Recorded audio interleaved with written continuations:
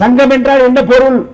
சங்கம் என்றால் எனக்கு உரியதை நீ தர மறுத்தால் அல்லது தராமல் நீங்க நின்றால் அதை கேட்பதற்கான வாய்ப்பு, கேட்பதற்கான அதிகாரம். சங்கம் என்பது எனது அதிகாரம், சங்கம் என்பது எனது வாள், சங்கம் என்பது எனது கேடயம், சங்கம் என்பது எனது ஆயுதம். அந்த ஆயுதத்தை அனுமதிக்க முடியாது. நீ நிராயுதபாணியாக இரு, எதையும் கேட்க முடியாதவனாய் இரு, ஆமையாய் ஊமையாய் அடங்கி கிட என்பதுதான் முதலாளிகளுடைய விருப்பம். அதற்காகத்தான் சங்கம் அமைப்பதை எப்பாடுபட்டாவது தடுக்க வேண்டும் என்று நினைக்கிறார்கள்.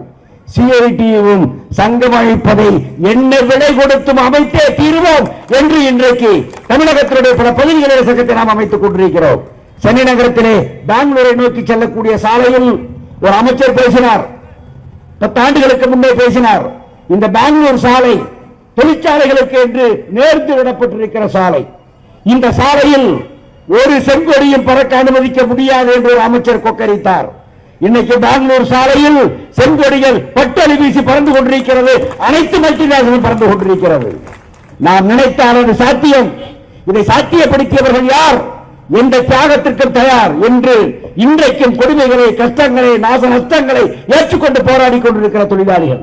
இதுதான் நம்முடைய பரம்பரை, இதுதான் நம்முடைய பாரம்பரியம். இப்படித்தான் நாம் பெறுகிற உரிமைகளை எல்லாம் நம்முடைய முன்னோர்கள் பெற்றுக் கொடுத்தார்கள்.